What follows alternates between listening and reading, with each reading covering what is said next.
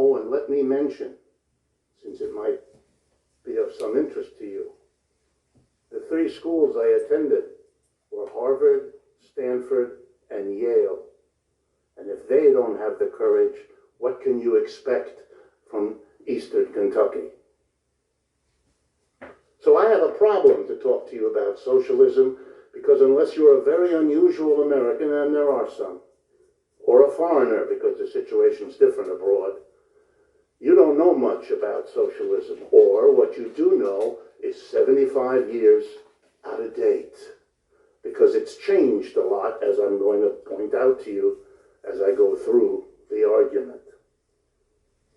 Okay, let's do it. Socialists disagree, they always have, from the beginning.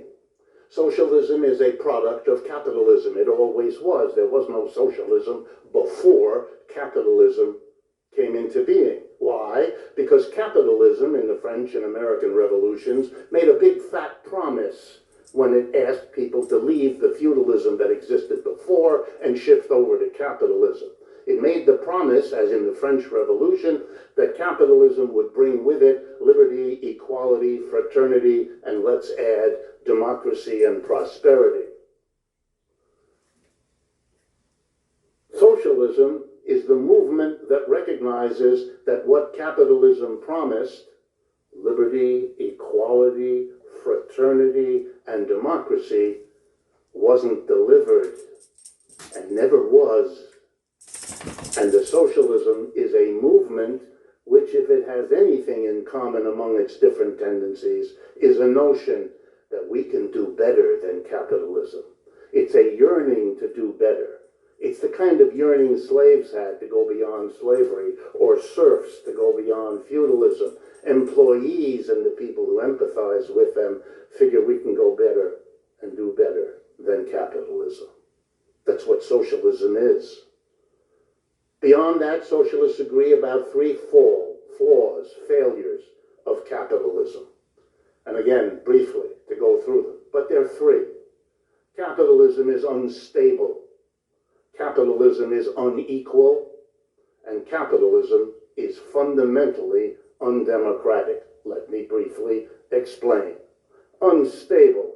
Every 47 years in every capitalist country, on average, there's an economic downturn, not due to nature and not due to war, just built into the system. It's called the business cycle because it always comes back. Millions of people lose work, businesses go out of business, a crazy crash. You know what it's like. If you pick up the financial press, you know we're waiting for the next one to hit this year or next. Mr. Trump's biggest worry about being reelected is that it'll happen too soon. He worries, as we all do. It's an unstable system. That's crazy to live in an unstable system. If you lived with a roommate as unstable as capitalism, you would have moved out long ago. What an amazing thing to accept a system that every 4 to 7 years threatens millions of people with unemployment, lost income, interrupted vacation, interrupted education, lost mortgage, you name it. Then let's do the next one, inequality. Oxfam in England keeps track of these things. And the latest number from them summarizes it all. The 80 or 90 richest people in the United States together, in the world, have more wealth than the bottom half of the population, 3.5 billion people. That's the achievement of capitalism, that kind of distribution. If you took away half the wealth of those 80 to 100 people, guess what? They'd still be the richest people in the world, only you'd now have a vast amount of money to deal with the sickness, the lack of education, the absence of water, the insufficiency of food of the vast majority of people. What an achievement, such inequality. And now finally, the lack of democracy.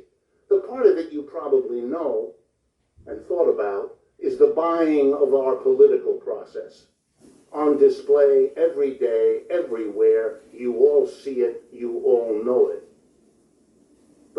part of the lack of democracy you might not have thought about. Long ago, we got rid of kings, queens.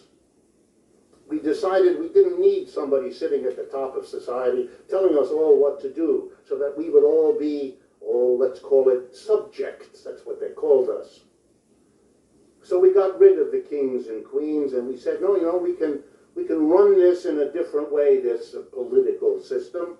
We can all get together, we can periodically vote and take steps and collectively make the decisions that used to be in the hands of the kings and the queens. How interesting. We democratized, at least a little, the politics. And what we didn't do was to democratize the economics. So what do we have inside each enterprise?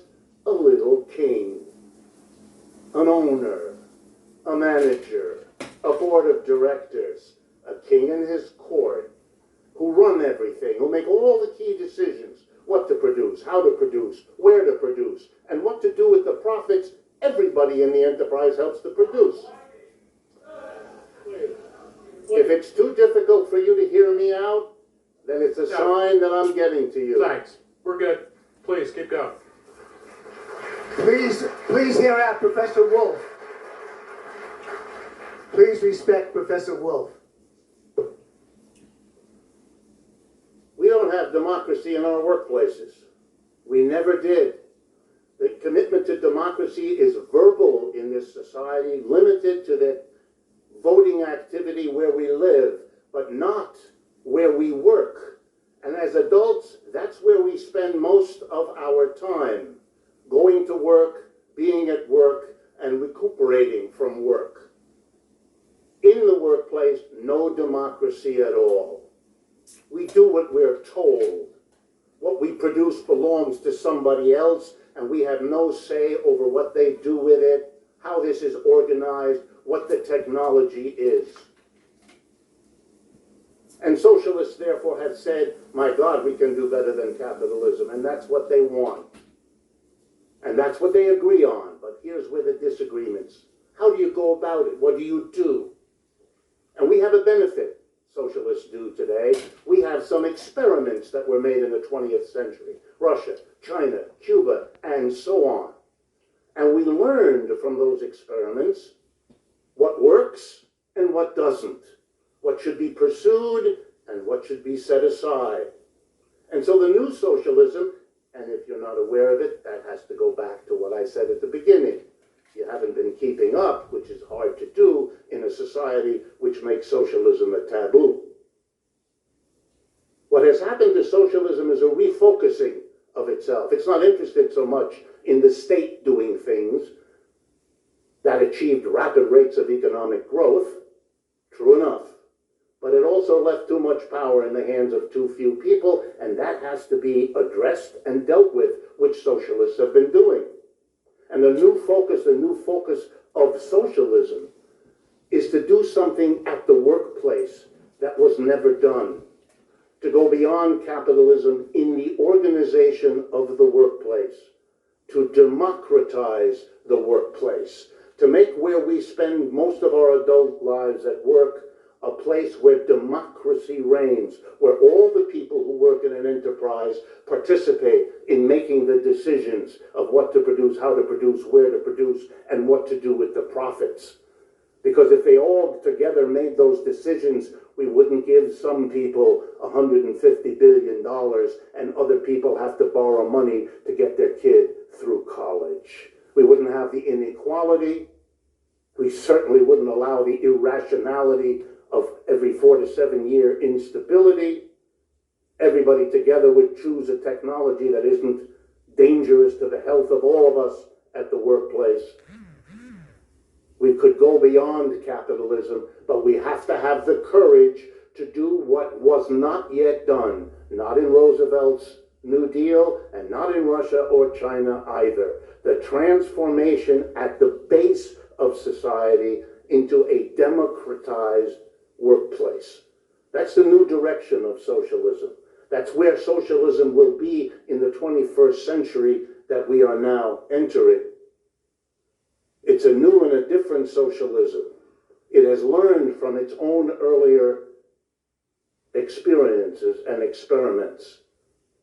Two little footnotes.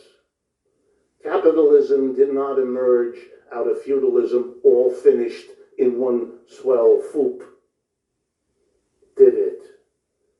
If you know the history, you'll know that capitalism started in this town, in that village, in that area. Often it didn't last more than a few weeks or a few months, sometimes a few years, and then it was crushed by feudalism, and they had to figure out how to survive, and they had to get together. It took centuries. Socialism isn't born all at once either. It makes its early experiments. It had one in the Paris Commune in 1870, and then it had some other experiments in the 20th century that I've mentioned. And just like with capitalism, you learn from your experiments how to make it better next time, how to correct the mistakes you made in the project that has animated socialists from the beginning. We can do better than capitalism, and there is no reason that the human progress that took us beyond ancient villages and tribes and slavery and feudalism should imagine itself to have stopped at this point. Every other system was born, evolved, and died. Capitalism, we know, was born and evolved. I'll leave it to your inference as to what it is doing now. Thank you.